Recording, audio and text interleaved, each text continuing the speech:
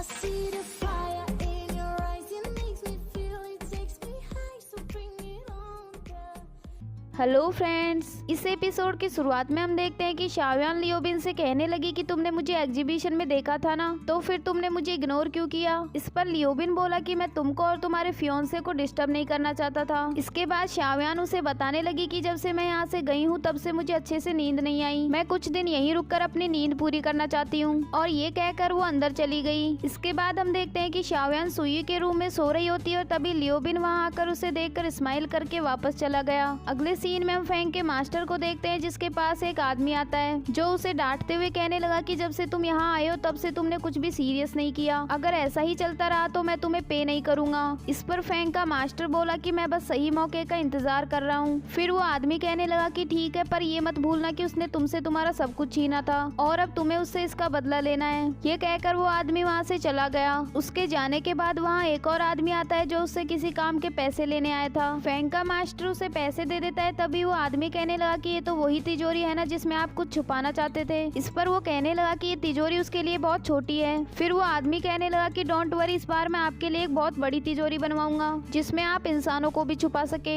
तभी फेंग का मास्टर बोला कि सबसे पहले तो मुझे तुम्हें छुपाने की जगह ढूंढनी होगी, और ये कहकर वो उस आदमी को मार देता है। अगले सीन में हम देखते हैं कि एक लड़की फेंग के घर आती है और अंदर आकर सुई से पूछने लगी कि फेंग कहाँ है। सुई बताती है कि वो तो किसी काम से बाहर गया है। इस पर वो लड़की कहने लगी कि कोई बात नहीं, मैं यहीं रुककर उसका वेट कर लूंगी। फिर वो लड़की वहीं रुक जाती है और वो ऐसे बिहेव कर रही थी जैसे वो घर उसी का हो। यहाँ तक कि उनकी शॉप के कॉल्स को भी वही अटेंड कर रही थी। सुई को लग रहा था कि कहीं ये फेंग की गर्लफ्रेंड तो नहीं है। ये सोचकर वो उस लड़की से बहुत ज्यादा ज्वेलस हो रही थी और उसे फेंग पर भी बहुत गुस्सा आ रहा था। थोड़ी देर बाद फेंग और लियोबिन घर वापस आ जाते हैं और सुई फेंग के साथ काफी लवी डवी बिहेव कर रही थी ताकि वो उस लड़की को ज्वेलस फील करवा सके। तभी वो लड़की कहने लगी कि डोंट वरी, मैं फेंग की सिर्फ फ्रेंड हूँ। इनसे पहले मैं ही इस घर में रेंट पर रहती थी, इसलिए मुझे ये घर काफी फेमिलियर लगता है। मैं यहाँ फेंग से अपने घर का लॉक खुलवाने आई हूँ। फिर वो फेंग से लॉक खोलने के लिए आने को कहकर वहाँ से चली गई। अगले सीन में हम देखते हैं कि लियोबिन काफी उदास बैठा हुआ था। तभी वहाँ शाओयान आकर उससे वजह पूछती है तो लियोबिन बताने लगा कि फेंग और मैं काफी सालों से फ्रेंड्स हैं। मैं तो उससे हर बात शेयर करता हूँ, लेकिन उसने मुझे अपने मास्टर के बारे में कभी नहीं बताया। इस पर शाओयान कहने लगी कि उसका कैरेक्टर ही कुछ ऐसा है, वो कभी भी अपनी वजह से किसी और को परेशान नहीं कर सकता। इसके बाद लियोबिन उससे कहने लगा कि तुम फिर से मुझे छोड़कर तो नहीं जाओगी ना,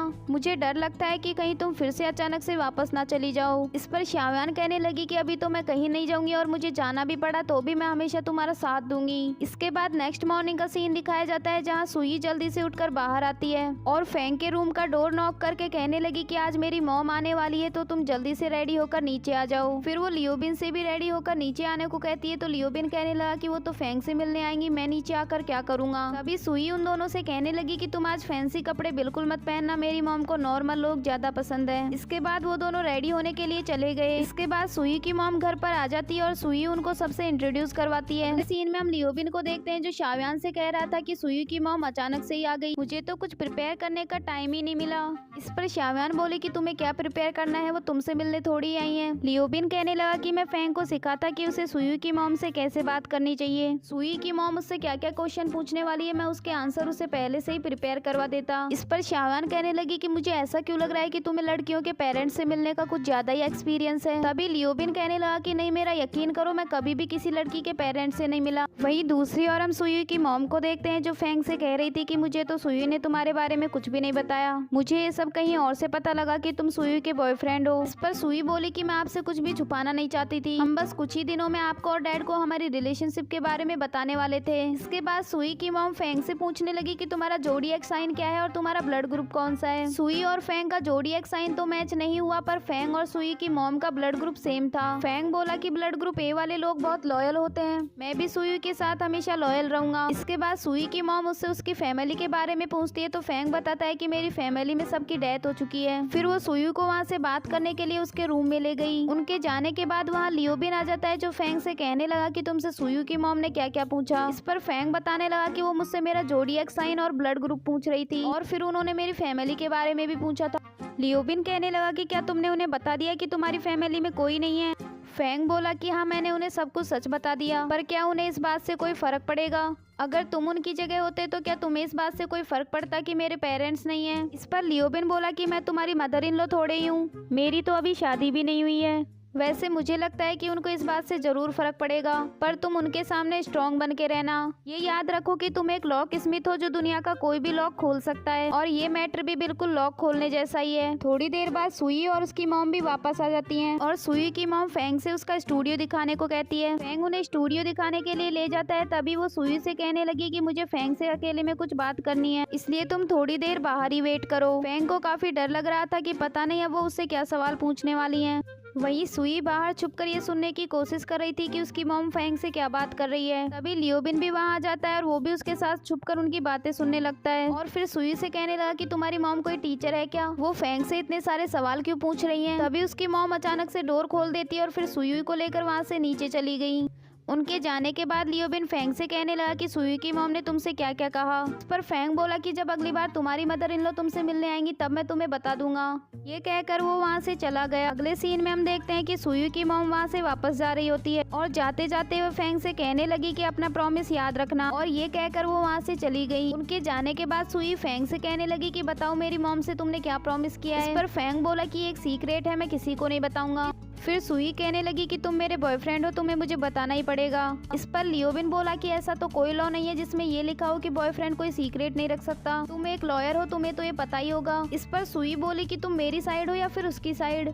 इसके बाद अगले सीन में हम देखते हैं कि फेंग अपने मास्टर से मिलने जाता है और उससे कहने लगा कि आई एम सॉरी, मैंने उस दिन आप पर बेवजह ही शक किया। तभी उसका मास्टर बोला कि कोई बात नहीं, मैंने भी उस दिन तुम पर कुछ ज्यादा ही गुस्सा कर दिया था। इसके बाद फेंग उसे वो लेटर दिखाता है और कहने लगा कि मुझे 1 महीने से ऐसे ही लेटर रिसीव हो रहे हैं, और मैंने ऐसा सेम लेटर आपके घर पर भी देखा था। इस पर उसका मास्टर बताने लगा कि इंटरनेशनल लेवल पर एक लॉक स्मिथ कंपटीशन होने वाला है, उन्होंने कुछ क्वालिफाइड लोगों को ही ये लेटर भेजे हैं। ये एक सीक्रेट गेम की तरह है जिसमें सबसे पहले तो तुम्हें उस लेटर की हैंड राइटिंग को विजिबल करना होता है, फिर उसमें दिए गए हिंट से तुम्हें उस जगह का पता लगाना होता है जहाँ ये कंपटीशन होने वाला है। इसके बाद ही तुम इस कंपटीशन में हिस्सा ले सकते हो। वैसे तुम काफी स्मार्ट हो, आई थिंक तुम्हें भी इस गेम में पार्ट लेना चाहिए। इस पर फेंग बोला कि ठीक है, मैं इस बारे में सोचकर आपको बता दूंगा। अगले सीन में हम देखते हैं कि शाव्यान लियोबिन से कह रही थी कि सुई की मॉम अचानक से यहाँ क्यों आ गई। सुई ने तो उन्हें फेंग के बारे में कुछ भी नहीं बताया था, फिर उनको कहाँ से पता लगा। इस पर लियोबिन कहने लगा कि हर पेरेंट्स को अपने बच्चों की बहुत फिक्र होती है और उनको उनकी हर एक्टिविटी का पता रहता है। इस पर शाव्यान कहने लगी कि जब मैं मिसिंग थी तब मेरे डैड ने तो मुझे एक बार भी ढूंढने की कोशिश नहीं की, यहाँ तक कि जब मैं वापस गई तब भी वो मुझसे मिलने नहीं आए। इस पर लियोबिन बोला कि हर पेरेंट्स का केयर करने का तरीका अलग अलग होता है। तभी शाव्यान के पास उसके फियोंसे का कॉल आ जाता है और वो उससे बात करने के लिए बाहर चली गई। उसका फियोंसे कहने लगा कि अब तो तुम्हारी नींद पूरी हो गई होगी, अब मैं तुम्हें लेने आ रहा हूँ। शाव्यान कहने लगी कि नहीं, मैं यहाँ कुछ और दिन रुकना चाहती हूँ।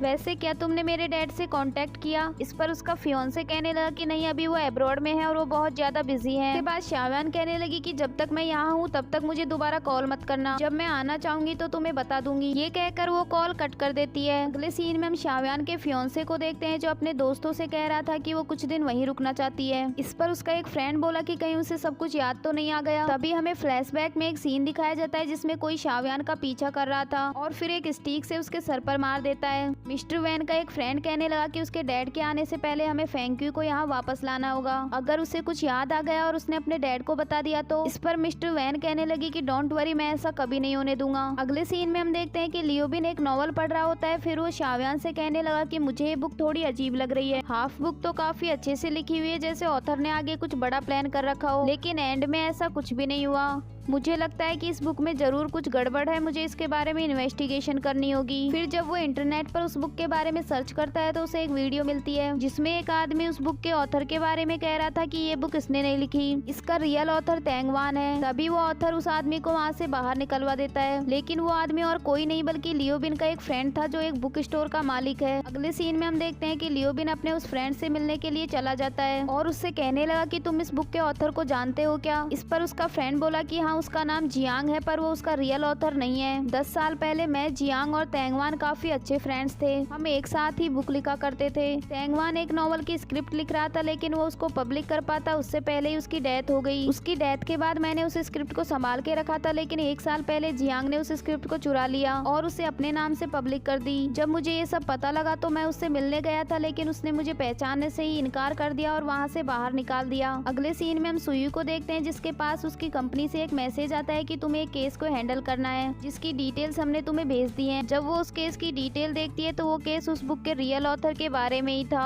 और उसमें सुयू को जियांग की तरफ से केस हैंडल करना था। थोड़ी देर बाद लियोबिन सुयू से मिलने आता है और उससे कहने लगा कि तुम एक लॉयर हो, क्या तुम मेरे एक फ्रेंड की हेल्प कर सकती हो। इस पर सुई कहने लगी कि हाँ मुझे पता है तुम किस बारे में बात कर रहे हो, पर मैं तुम्हारे फ्रेंड की हेल्प नहीं कर सकती क्योंकि मुझे मिस्टर जियांग की तरफ से केस हैंडल करना है। लियोबिन कहने लगा कि तुम्हें पता है ना जियांग उस बुक का रियल ऑथर नहीं है, फिर भी तुम उसकी हेल्प कर रही हो। सुई कहने लगी कि वो मेरा क्लाइंट है तो मैं उसी की हेल्प करूंगी और अब हम दोनों अपोजिट पार्टीज हैं तो तुम इस केस की डिटेल्स लेने मेरे पास मत आना और मेरे रूम के आसपास तो भटकना भी मत। ये कहकर वो डोर बंद कर लेती है। अगले सीन में हम देखते हैं कि लियोबिन अपने रूम के बाहर बैठा होता है। तभी फेंग वहाँ आकर उससे पूछने लगा कि तुम यहाँ क्यों बैठे हो। इस पर लियोबिन कहने लगा कि देखो सुई ने यहाँ पर बैरियर लगा रखे हैं और मैं उनको क्रॉस करके ऊपर वाले फ्लोर पर भी नहीं जा सकता, उसकी वजह से मैं अपनी शाओयान से भी नहीं मिल पा रहा। तभी फेंग पूछने लगा कि उसने ऐसा किया क्यों है। इस पर लियोबिन उसे इस केस के बारे में बता देता है और फिर कहने लगा कि वो हमारी फ्रेंड होके भी हमारी हेल्प नहीं कर रही, वो मेरी दुश्मन बन गई है क्योंकि उसने शाओयान को भी मुझसे दूर कर दिया। इस पर फेंग बोला कि वो अपनी जॉब ही तो कर रही है, इसमें उसने गलत क्या किया है। ये कहकर वो डिनर बनाने के लिए चला गया। अगले सीन में हम देखते हैं कि लियोबिन डिनर के बाद प्लेट साफ कर रहा होता है। अभी शाओयान उससे कहने लगी कि मैंने तुमसे मेरी आइडेंटिटी छुपाई थी, क्या उसके लिए तुमने मुझे माफ कर दिया। इस पर लियोबिन बोला कि पहले तो मैं तुमसे बहुत गुस्सा था पर वो सब एक पास्ट था, अब मुझे तुमसे कोई शिकायत नहीं है। वैसे क्या तुम्हारे फियोंसे को पता है कि इस वक्त तुम यहाँ हो। इस पर शाओयान कहने लगी कि मेरी मेमोरी में तो वो मेरा फियोंसे नहीं है, इस वक्त मैं शाओयान हूँ, फेंक्वी नहीं, और इस वक्त मैं सिर्फ तुम्हारे साथ रहना चाहती हूँ।